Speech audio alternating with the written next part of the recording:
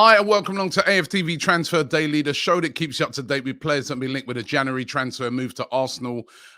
Just over 1 week to go until the transfer window closes. The transfer window closes 6 p.m. 6 p.m. Remember, earlier than normal on January the 31st, and it's after this weekend. Of course, there's a whole free week because it's a winter break here in the UK. So expect next week to be a busy week. Expect next week to be the week of movement when we'll be able to find out clearer what is going to be happening at Arsenal. Who are we going to be bringing in? I think we've really missed an opportunity so far this transfer window not to get anybody in yet, and to have, all these games that we've had and not get anyone in. I can never understand it. A lot of times with these transfer windows, because surely, especially with the players that were away at AFCON, have a plan so that you get at least one of those signings in early in January. Because effectively, when you think about it, if they don't come in really early in January, these players that are going to be coming in now is going to be February, March, April, then the season finishes in May. They're here for 4 months, and not even a full 4 months. So for me, it would have been good to have got some of these signings done early, but I know they are complicated, especially Dusan Vlahovic. Complicated even more yesterday when he was left out of the Fiorentina team. Now, a lot of people were looking at it and jumping for joy, Arsenal fans, and saying, yes, this is a sign that he's definitely coming to Arsenal, only to find out that actually the real reason for him being left out, it looks like he's got COVID. Doesn't look like he's showing any symptoms according to what the reports are saying, but him and another teammate were left out of the squad because of COVID. And could that complicate things even further in trying to get this deal done? It's a really, really difficult one to do. We heard him. I don't know if you guys watched the show yesterday, Fabrizio Romano talking about, it's down to the player. It's down to the player. Does he want to come? I saw reports saying that, his preferred choice is Manchester City, but will Manchester City even move for a striker like Dusan Vlahovic? There's rumours that they're trying to sign this guy Alvarez from River Plate in Argentina. So if they get him, will they be? I don't even think they'll be looking for a Dusan Vlahovic. It's going to be a big week for him personally. I think it's decision time for him.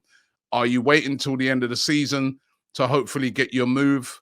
His preferred move is said to be Juventus, but apparently, if you listen to a lot of the talk, Fiorentina wouldn't really want to do a lot of business with Juventus. They've previously sold Chiesa to them. They don't really want to be selling all their best players and becoming almost like the Italian Southampton to Liverpool over there in Italy. They'd rather deal with Arsenal. They got a good relationship with Arsenal. Torreira's there. They'd rather deal with Arsenal, but what does the player want to do? And do we want a player that doesn't want to come? That's the other thing as well. How are the agents going to get involved? What part are they going to play in getting this deal done? All to be found out by the end of this week.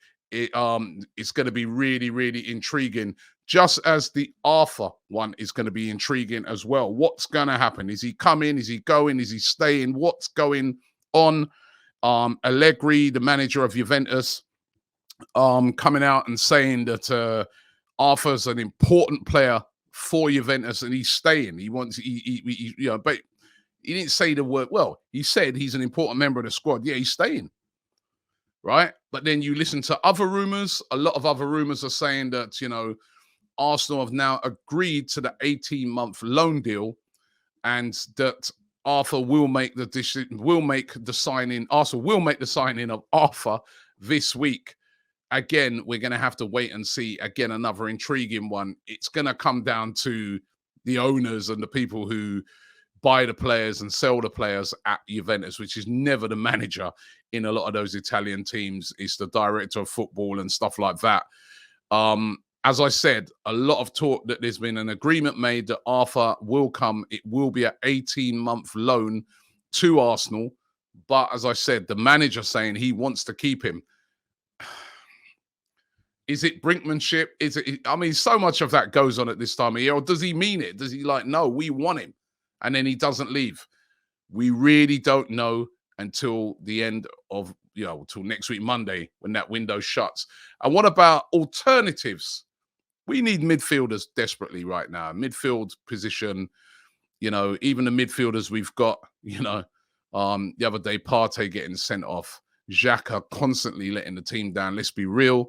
Mohamed El Neni, is he really, good enough to come in for a sustained amount of games if he has to? And we're challenging for that top 4 place, and we want to put in a strong challenge. This is all we've got left this season. So what about alternatives? Renato Sanches is still available. For me, I don't know. Listen, I'm not an expert like Mikel Arteta and like Edu. They know what they want. Looking at Arthur, I look at Renato Sanches and I say he looks to me more a player that would be suited to what we need, because we need someone in there with a little bit of experience, which he has now, even though he's 24. He's played in this country before. Didn't quite work out for him. He's played at Bayern Munich. He's been played over there in the French league, been successful. International for Portugal, very good player. And for me, he brings strength to that midfield, something that we need. Strength, power, box to box, and get up and down would perfectly, to me, complement somebody like a Martin Odegaard. Would be great. Having him and Partey working in tandem, for me, I'd love to see that. I think more than the Arthur one, I'd love to see that. He said that he wants to leave. Apparently, he's got a gentleman's agreement with Lille that he can leave this month. And Lille have been speaking to him about a new contract. He says he doesn't want to discuss a new contract. He definitely wants to move. Wouldn't be cheap to get done this month. It wouldn't probably be a loan or anything like that. They'd have to pay outright money for him. But for me, he fits the bill perfectly. And Renato Sanches would be a great alternative to bring in, apart from Arthur, because Arthur, as I said, is more of a Santi Cazorla sort of deep-lying creative player like that. Is that what we need? I don't know. Maybe we do. Listen, as I said, the experts are Arteta and Edu. They're the experts. I'm just throwing in my bit. Would love to hear from you guys. And if not, what about Denis Zakaria? This guy, again, another guy that, is available. I mean, it says reported fee 24.3 million. I think it would be less than that. I think it would probably be 10, 11 million right now, because Denis Zakaria, his contract is up in the summer. He can leave Borussia Mönchengladbach for free. So if somebody comes in this January transfer window with a fee of around 10, 11 million pounds, they'll be up for it, Borussia Mönchengladbach, because they know he's going to walk away in the summer for nothing, But then the player, does he want to move? You see, there's so many players running down their contracts at the moment because they know, excuse me, run down that contract and you get big wages at the end of it when you go to do that move. Just go and speak to Aaron Ramsey. That's exactly what he did. But Denis Zakaria has been chased by Bayern Munich. He's been chased by Man United. Whole host of clubs having a look at him. Why not Arsenal? Arsenal have been interested in him in the past, but for me, another guy who fits the bill perfectly as that bit of steel there in midfield. I still feel we lack that. At the start of the season, I would have loved to have seen Arsenal go and get Basuma from Brighton. We didn't. I still feel we lack that type of player, and Denis Zakaria fits into that bracket and will be a lot cheaper than going to get, say, a Basuma who costs around about 50 million pounds. So there are alternatives out there in the midfield. I think we have to bring in a midfield player this week. That is absolutely essential. And we could do, listen, I think a striker is essential as well. But whether we'll get those, gonna have to find out. You can find out by just keeping it locked here on AFTV every day. I'm going to be bringing you Transfer Daily. Anybody gets signed or anything, any big updates, I'll be straight on all next week live, giving you guys an update. So make sure you keep it locked here on AFTV. Like this video. Don't forget to subscribe, and I'll see you tomorrow.